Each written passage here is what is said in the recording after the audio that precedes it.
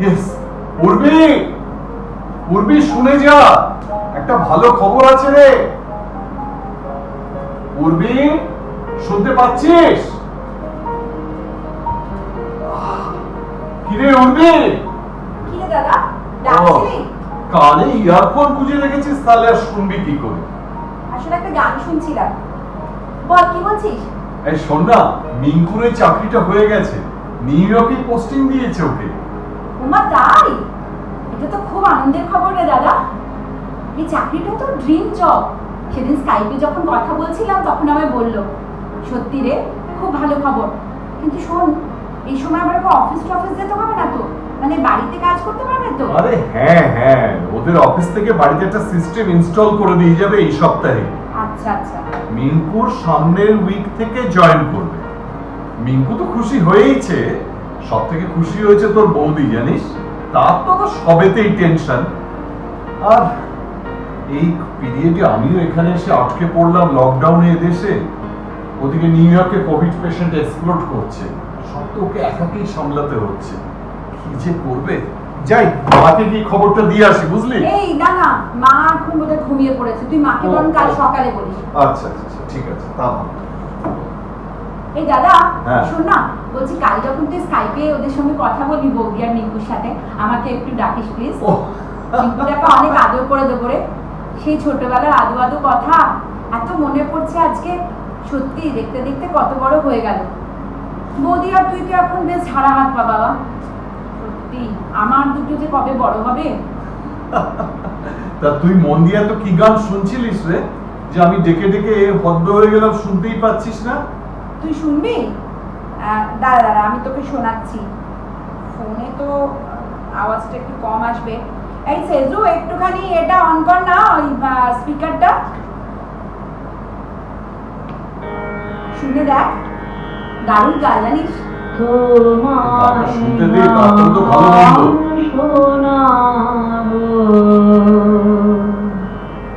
তাই তো আমায় জাগিয়ে রাখো, ও ঘুম ভাঙানিয়া, তোমায় গান শোনাবো। চমক দিয়ে তাই তো ডাকো, বুকে চমক দিয়ে তাই তো ডাকো,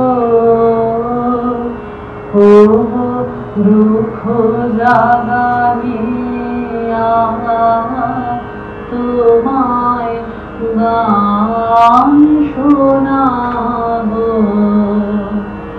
ও দুঃখ জাগানিয়া,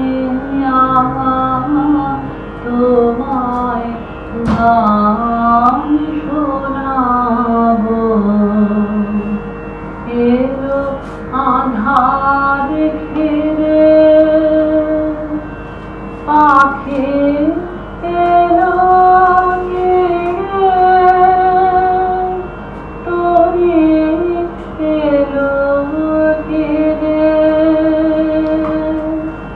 এলো আধার ঘিরে হ্যাঁ, কর। পাখি ব্ল্যাক না লুকিয়ে। নিরে, তোরি এলো ধীরে, শুধু আমার নিরাম পায় না কো, ও দুঃখ জাগানিয়া, তোমায় গান শোনাবো, ও দুঃখ জাগানিয়া, তোমায় গান শোনাবো। আমার কাছের মান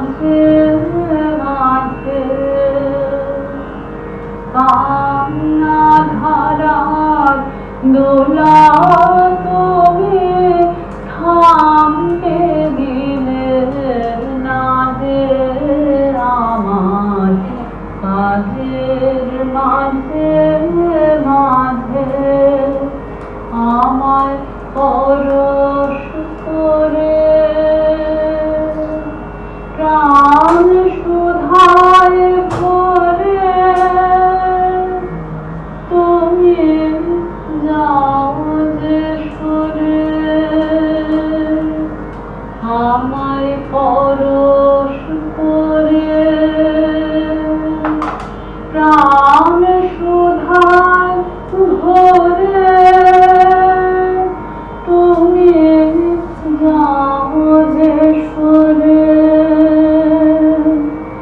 বুঝে আমার ব্যথা আড়ালেতে দাঁড়িয়ে থাকো ও দুঃখ জাগানে তোমায় গান শোনাবো ও দুঃখ জাগানে তোমায় গান শোনাবো।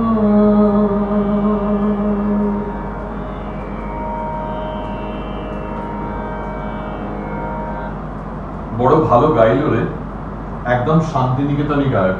অনেকদিন পরে এত ভালো শুনলাম। তোকে জানিস, যখন এই গানটা শুনি না আমার বিশু পাগলের কথা মনে পড়ে যায়। তোকে বলছিলাম না শুনে দেখতে কি ভালো গায়। সত্যি রে, আসলে কি বলতো, ঈশানী তো শান্তিনিকেতনেই বড় হয়েছে, মানে ওর পড়াশুনো বেড়ে ওঠা সবই ওখানে।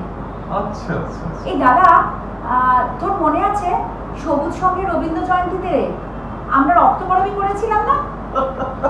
সে আবার মনে থাকবে না? তুই নন্দিনীর চরিত্র করেছিলিস, আর ওই নাটকের পরে পাড়ার ছেলেরা সব তোর পেছনে পড়ে গেল। সে প্রেম নিবেদনের কি ঠেলা!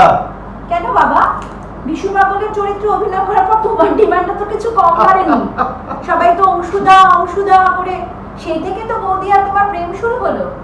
এই বৌদি চন্দার চরিত্রে করেছিল না রে? জানিস দাদা, তারপর থেকে যখনই না এই দুঃখ জাগানিয়া গানটা আমি শুনি, কেমন যেন বুকের ভেতরটা মোচড় দিয়ে ওঠে।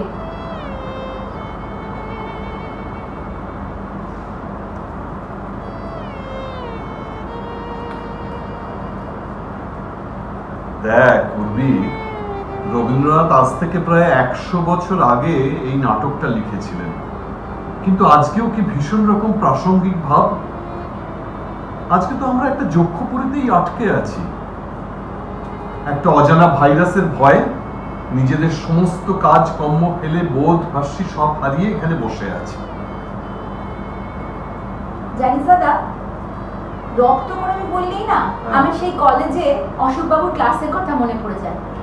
কি অসাধারণ যে পড়াতে নেকেছি, প্রত্যেকটা শব্দ লাইন তুলে তুলে, মানে মনে হতো যেন রক্তকরবী উনি আমাদের রক্তের মধ্যে ঢুকিয়ে দিয়েছেন। আমার তো এখনো মনে পড়ে, জানিস, নন্দিনীর সংলাপগুলো। পাতালে সুরঙ্গ কেটে তোমরা যক্ষের ধন বার করে আনার চেষ্টা করছো, সে যে অনেক যুগের মরা ধন, পৃথিবী যে তাকে কবর দিয়ে রেখেছিল।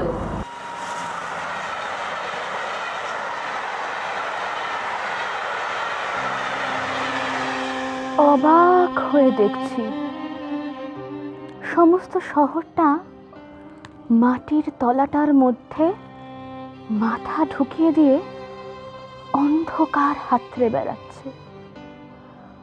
পাতালে সুড়ঙ্গ খুঁড়ে তোমরা যক্ষের ধন বের করে আনছো, সে যে অনেক যুগের মরা ধন, পৃথিবী তাকে কবর দিয়ে রেখেছিল। আমরা যে সেই মরা ধনের সব সাধনা করি, তার প্রেতকে বশ করতে চাই। সোনার তালের তাল বেতালকে বাঁধতে পারলে পৃথিবীকে পাবো মুঠোর মধ্যে। আমাদের মরা ধনের প্রেতের যেমন ভয়ঙ্কর শক্তি, আমাদের মানুষ ছাকা রাজারও তেমনি ভয়ঙ্কর প্রতাপ। ওসব তোমাদের বানিয়ে তোলা কথা। বানিয়ে তোলাই তো, উলঙ্গের কোনো পরিচয় নেই। বানিয়ে তোলা কাপড়ে কেউ বা রাজা, কেউ বা ভিখিরি। তারপর আবার তোমাদের রাজাকে এই একটা অদ্ভুত জালের দেয়ালের আড়ালে ঢাকা দিয়ে রেখেছ। সে যে মানুষ, পাচ্ছে সে কথা ধরা পড়ে। তোমাদের ওই সুরঙ্গের অন্ধকার ডালাটা খুলে ফেলে তাতে আলো ঢেলে দিতে ইচ্ছা করে। তেমনই ইচ্ছা করে এই বিশ্রী জালটাকে ছিঁড়ে ফেলে মানুষটাকে উদ্ধার করি। এরপর নন্দিনী যখন অধ্যাপককে বলল আমাকে এরা এখানে নিয়ে এলো, রঞ্জনকে আনলো না কেন, তখন অধ্যাপকের উত্তরটা ভাব একবার। একা নন্দিনীকে নিয়েই এখানকার সর্দাররা হতবুদ্ধি হয়ে গেছে, রঞ্জনকে আনলে তাদের হবে কি?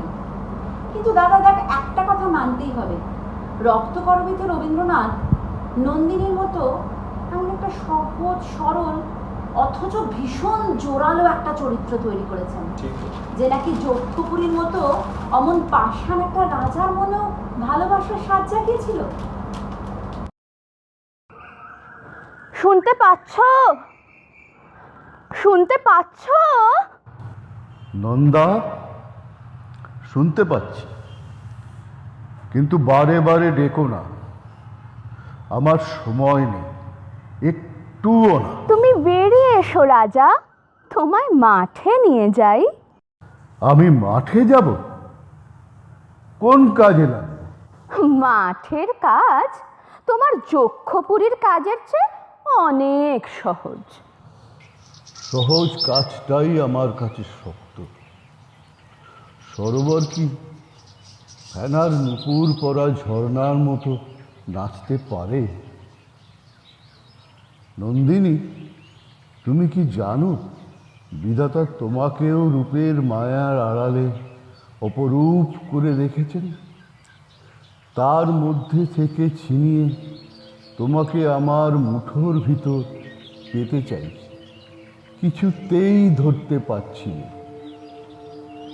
আমি তোমাকে উল্টিয়ে পাল্টিয়ে দেখতে চাই, না পারি তো ভেঙে চুরে ফেলতে চাই।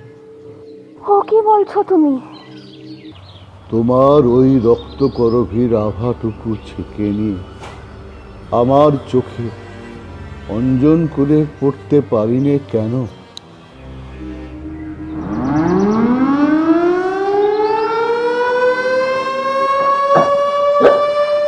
আমার মদ কোথায় লুকিয়ে রেখেছো চন্দ্রা? বের করো। কি কথা, সকাল থেকে মদ? বিশু ভাই, তোমার বেহান জানতে চায় আমরা মদ খাই কেন। স্বয়ং বিধির কৃপায় মদের বরাদ্দ জগতের চারদিকেই। জীবলোকে মজুরি করতে হয়, আবার মজুরি ভুলতেও হয়। মদ না খেলে ভোলাবে কিসে? ভাই রোগী, তোমাদের মতো চন্দ্রমাতালদের জন্য বিধাতার দয়ার অন্ত নেই। মদের ভাণ্ড একেবারে উপুর করে দিয়েছেন। একদিকে ক্ষুধা মারছে চাবুক, তৃষ্ণা মারছে চাবুক, তারা জ্বালা ধরিয়েছে, বলছে কাজ করো কাজ করো। অন্যদিকে বনের সবুজ মেলেছে মায়া, রোদের সোনা মেলেছে মায়া। রোদের সোনা ছড়িয়ে পড়ে, রোদের সোনা ছড়িয়ে পড়ে, ধরার আঁচলে মরি, হায় হায় হায়। মাটি তোদের ডাক দিয়েছে, আয় রে চলে আয় আয় আয়। ডালা যে তার ভরেছে আজ, পাকা ফসলে মরি, হায় হায় হায়। আই বলো বিশু বেয়াই, তোমাদের মতো পুরুষরাই এই যক্ষপুরীতে এসে মজেছে। আমাদের মেয়েদের তো কিছুই বদল হয়নি। তোমাদের ফুল গেছে শুকিয়ে, এখন সোনা সোনা করে প্রাণটা খাবি খাচ্ছে। কখনো না, কখনো না। আমি বলছি হ্যাঁ, ওই যে ফাগু হতভাগা 12 ঘন্টার পরে আরো 4 ঘন্টা খেটে মরে, তার কারণটা ফাগুও জানে না, তুমিও জানো না, অন্তর্যামী জানেন। তোমার স্বপ্ন ভেতরে ভেতরে ওকে চাবুক মারে, সে চাবুক সর্দারের চাবুকের চোখ করা। আচ্ছা বেশ, তো চলো না এখান থেকে আমরা কেননা দেশে ফিরে যাই। সর্দার যে কেবল ফেরবার পথটা বন্ধ করেছে তা নয়, ইচ্ছেটা শুদ্ধ আটকেছে। আর যদি বা দেশে ফিরে যাও, টিকতে পারবে না, কালই সোনার নেশায় ছুটে ফিরে আসবে। ওই আফিমখোর পাখি যেমন ছাড়া পেলেও আবার খাঁচায় ফেরে।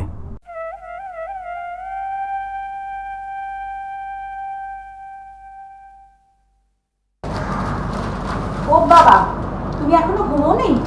যাও যাও, অনেক স্টোরি বুক পড়া হয়েছে, এবার শুতে চলে যাও। Good night Saju. Good night. এই দাদা, একটা জিনিস দেখলি সেদিন টিভিতে দেখাচ্ছিল, যেদিন ওই লিকার শপের দোকানটা প্রথম খুললো রে, কি মারাত্মক ভিড়! একে অন্যের ওপর দিয়ে মারিয়ে দিয়ে কে আগে মদের বোতল নেবে, যেন মনে হচ্ছে তার প্রতিযোগিতা লেগে গেছে। কোনো লকডাউন মানে সোশ্যাল ডিস্টেন্সিং কোনো কিছু মানছে না। এত করোনার প্রভাবে মানুষ মরছে, কিছু গ্রাহ্যই নেই কারোর। সবাই মনে হচ্ছে কিভাবে কটা মদের বোতল আগে নিতে পারে। আমার কি মনে হচ্ছিল জানিস দেখে দাদা, সব যেন একটা করে ফাগুলানি। পূর্বী, সেদিনকে টিভিতে যখন নিউজটা দেখাচ্ছিল, একটা জিনিস খেয়াল করেছিলিস? কি বলতো? ওই মানুষগুলোর বেশিরভাগইরা ছিল ভীষণ গরিব, দেখে মনে হচ্ছে কতদিন খেতে পায় না।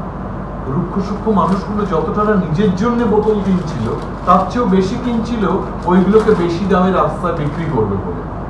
হ্যাঁ, এটা ঠিক বলেছিস। আমারও মনে পড়ছে এক একজনের হাতে বোধহয় প্রায় 4-5টা করে বোতল ছিল। স্বয়ং বিধির কৃপায় মদের বরাদ্দ জগতের চারদিকে। জীবলোকে মজুরি করতে হয়, আবার মজুরি ভুলতেও হয়। তা ভোলাবে কি সে মদ ছাড়া? ওদের পেটে খিদে, ভাইরাসের জ্বালায় মরার চেয়ে পেটের খিদের জ্বালা অনেক বেশি। হয়তো ওই একটা ছেলে বাড়িতে রোজগার করতো, এই লকডাউনের দৌলতে তার চাকরিটা নেই। ঘরে এতগুলো পেট খিদেতে জ্বলছে, 100 টাকার বোতলটা যদি 150 টাকায় বিক্রি করে, তাহলে 200টা টাকা এলে ওরা হয়তো দুদিন খেতে পারবে। এই তো ভাবনা। সেদিনকে যখন নিচে গেছিলাম ময়লাটা দিতে, তখন ময়লা তোলার ছেলেটা বলছিল, দাদা দেখুন কতগুলো ডাস্টবিন দেখিয়ে, যে সোসাইটির স্যারেদের কত পয়সা। তাকিয়ে দেখি কত বড় বড় 2-3টে ডাস্টবিন ভর্তি খালি মদের বোতল। কই, এরা তো কেউ কখনো ওই মদের দোকানে গিয়ে ভিড়ে লাইন দিয়ে ইয়ে করেনি, মদ কেনেনি, তাহলে এরা পেলো কোত্থেকে? সব ওই গরিবের নেশা, কখনো খিদে ভোলায়, আবার কখনো খিদে নেভায়।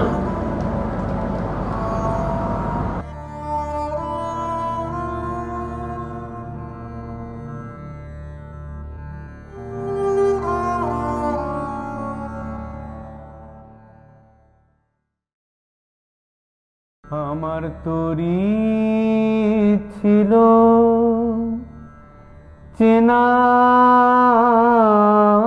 চেনার কোলে, বাঁধন যে তার গেল খুলে, তারে হাওয়ায় হাওয়ায় নিয়ে গেল কোন চেনার ধারে। ও চাঁদ, চোখের জলের লাগলো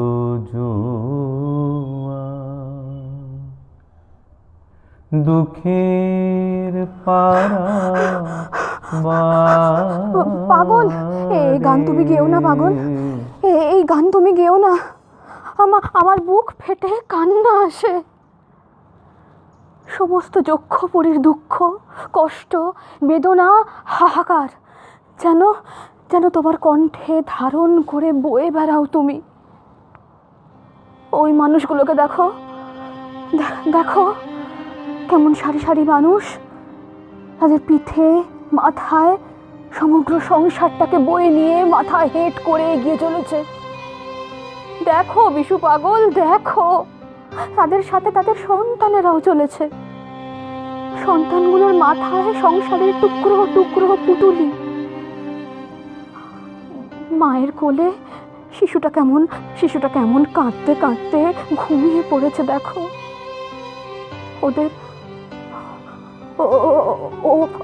ওদের চোখে মুখে কেমন আতঙ্ক। অশোকের তারা আর খিদের তাড়নায় ওরা ওদের ঘরে ফিরছে। ওরা এখনো জানে না ওদের ঘরে ওদের জায়গা হবে কিনা, তবু ওরা চলেছে। ওদের পায়ের রক্তে ভিজে যাচ্ছে মহানগরের সমস্ত রাস্তা। কিছুই বুঝতে পারছি না। তুমি কেন দেখতে পাচ্ছ না? ফাগুলাল, চন্দ্রা, তোমরা দেখতে পাচ্ছ না? আমার চোখের সামনে সারি সারি সারি মানুষ হেঁটে চলেছে। হোঁচট খেয়ে পড়ছে, আবার উঠছে, আবার হাঁটছে। এ যেন এক অন্য যক্ষপুরী। রঞ্জনকে খুঁজতে খুঁজতে এখানে এসে দেখলাম এখানের মানুষের এক ভীষণ ভয়াবহ অসুখ করেছে। যে অসুখ শুধু ঘরে বন্দি হয়ে থাকলেই সারে।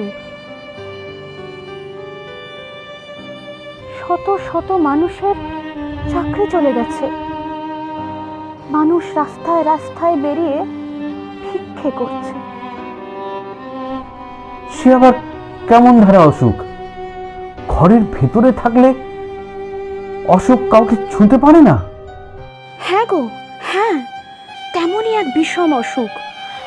মানুষ ঘরে বন্দি হয়ে আছে, কিন্তু বাইরে দেখো, প্রকৃতি তার অপার সৌন্দর্যে সেজে বসে আছে।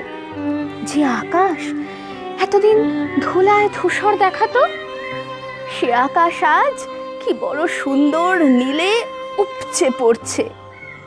গাছে গাছে সবুজের খেলা, কত ফুল, গাছে গাছে রক্তকরবীও ফুটে রয়েছে দেখলাম।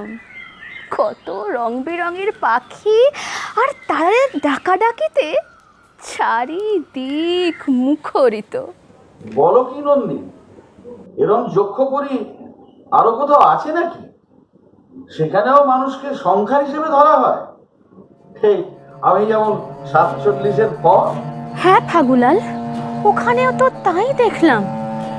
যে মানুষগুলোর অসুখ করেছে তাদের হাতে কিরম একটা নম্বরের ছাপ লাগিয়ে দিচ্ছে।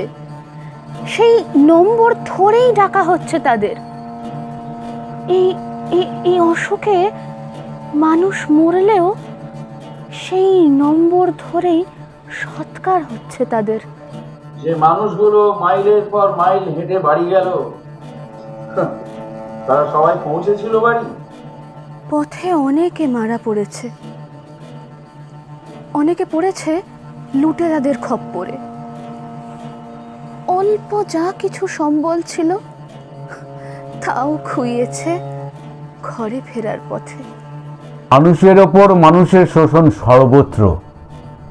রাষ্ট্রের সঙ্গে বিভিন্ন পেশার মানুষের সম্পর্ক বিচিত্র। তাই তো ওই গানখানা গাইছিলাম। চোখের জলে লাগলো জোয়ার, দুঃখের পারাবারে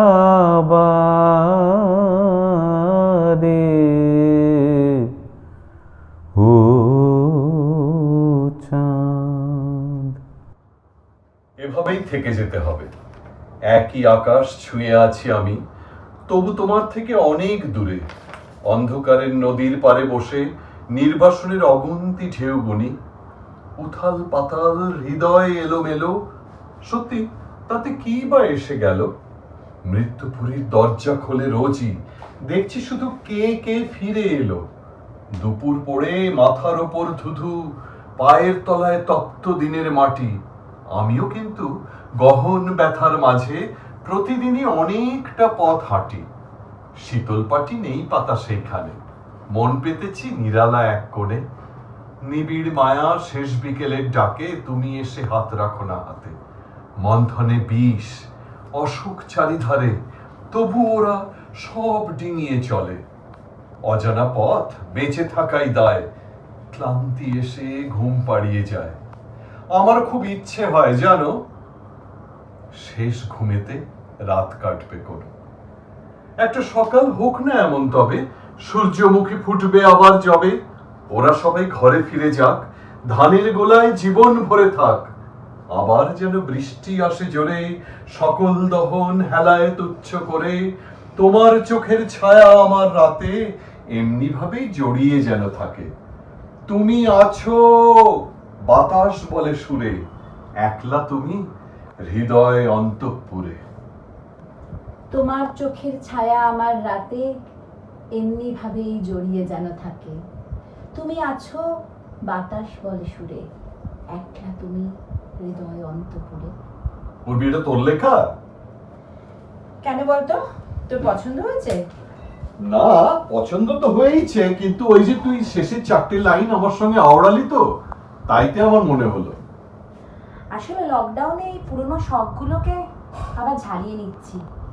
কি আর করবো বল, 20 বছর ধরে তো শুধুই ছাত্র পড়ানো, হয় সিলেবাস তৈরি করো নয় প্রশ্নপত্র তৈরি করো, আর এর মধ্যেই নিজের পড়ানো সংক্রান্ত পড়াশোনা ছাড়া আর তো বিশেষ কিছুই করে উঠিনি। কেন তা কেন বলছিস? ছেলে দুটোকে বড় করছিস, সব থেকে বড় কথা এতগুলো বছর ধরে মার সেবা করে মাকে সুস্থ করে তুলেছিস, তারপরে তোর তো নিত্যদিনের সমাজ সেবা আছেই।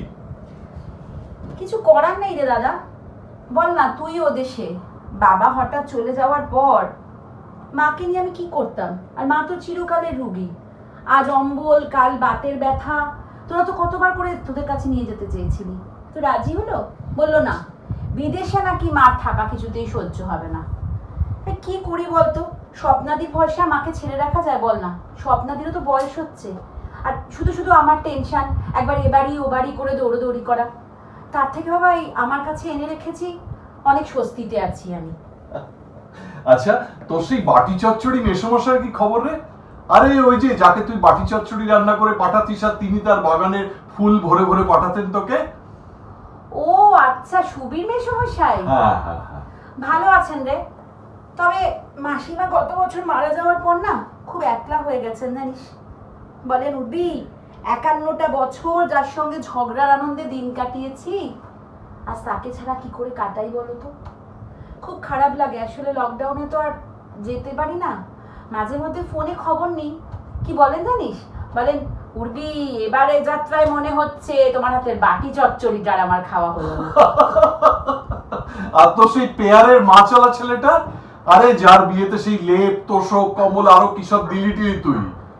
বাবা দাদা, তোর না মনেও থাকে সত্যি। আরে সে আর এখন ছেলে নেই রে, একদম রীতিমতো একটা লোক হয়ে গেছে। ওর নিজেরই একটা ছেলে একটা মেয়ে। আর এখন জানিস তো দাদা, ও আর বাড়ি বাড়ি মাছ বিক্রি করে না। আচ্ছা, কি করে বলতো, হোটেলে মাছ সাপ্লাই দেয়। তবে হ্যাঁ, আমাকে কিন্তু ঠিক মনে রেখেছে জানিস দাদা, আমার ঠিক খোঁজ খবর নেয়। ইভেন এই লকডাউনের সময় ফোন করে বলে যে কিছু যদি দরকার হয় তাহলে ওকে যেন বলি। আরে তোকে ভালোবেসে আবার না পারে কেউ? তুই হলি রক্তকরবী নন্দিনী।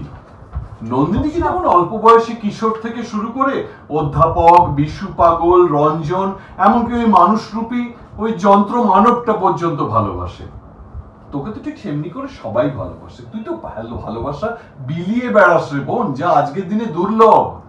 দাদা, তোকে দেখছি কদিন ধরে শুধু রক্তকরবীতেই পেয়েছি, যখনই বলছিস ওই একই কথা। আরে আবার নতুন করে রবীন্দ্রনাথ পড়া শুরু করেছিলে। সেই কৈশোর সময়ে যখন রবীন্দ্রনাথের রক্তকরবী পড়েছিলাম, আরে যখন ওই নাটকটা করলাম, তারপরে তো সেরকম ভাবে পড়া হয়নি। এই লকডাউনের সময় তোর আলমারি থেকে রবীন্দ্র রচনাগুলি এক একটা করে খণ্ড বার করছি আর পড়ছি।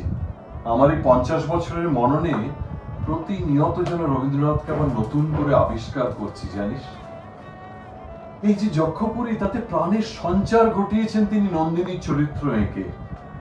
প্রেমের যে কোনো বয়স, কোনো চরিত্র, এসব নির্ধারিত থাকে না, এটা কিন্তু বুঝিয়ে দিয়েছেন এক গাদা চরিত্রের মধ্যে দিয়ে। এমনকি যক্ষপুরী সেই মকররাজ, সে পর্যন্ত ভালোবেসে মরতে চেয়েছে। ভালোবাসার মতো সুখ আর কিসে আছে বলতে পারিস? পৌষ তোদের ডাক দিয়েছে, আয় চলে আয় আয় আয়।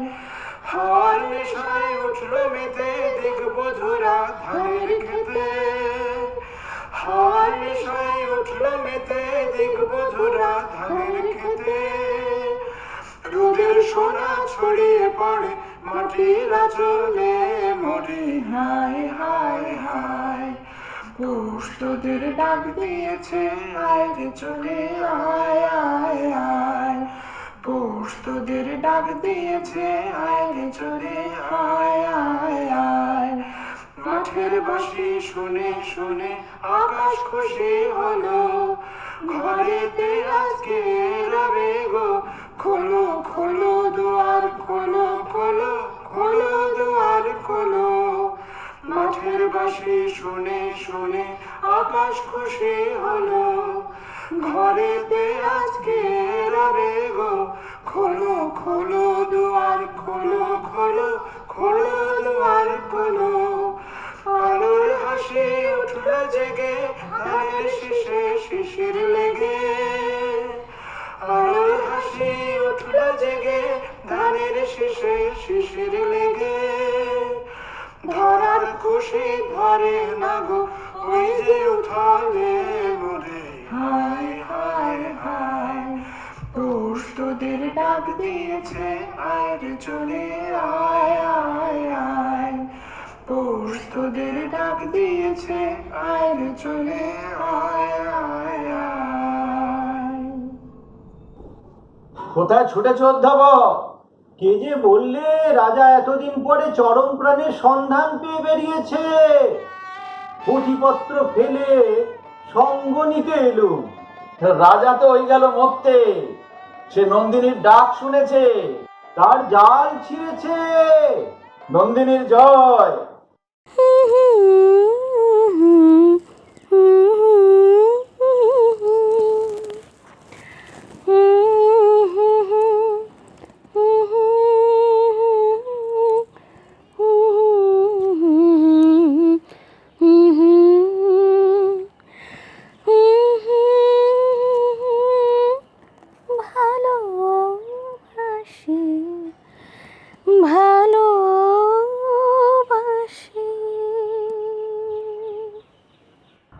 ওই ফুলের গুচ্ছ দেখি আর মনে হয় ওই যেন আমারই রং আলোর শনিগ্রহ ফুলের রূপ ধরে এসেছে। কখনো ইচ্ছে করে তোমার কাছ থেকে কেড়ে নিয়ে ছিঁড়ে ফেলি। আবার ভাবি নন্দিনী যদি কোনোদিন নিজের হাতে ওই মঞ্জরি আমার মাথায় পরিয়ে দেয় তাহলে তাহলে কি করবে? তাহলে হয়তো আমি সহজে মরতে পারব। তোমাকে আমার গানটা শেষ করে শুনিয়ে দিই। ভালোবাসি ভালোবাসি এই সুরে কাছে দূরে জলে স্থলে বাজায় বাজায় বাঁশি।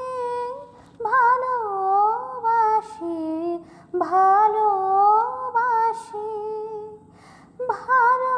ভালোবাসি ভালোবাসি। আকাশে কার বুকের মাঝে ব্যথা বাজে দিগন্তে কার কালো আখি আখির জলে যায় ভাসি। ভালোবাসি ভালোবাসি ভালো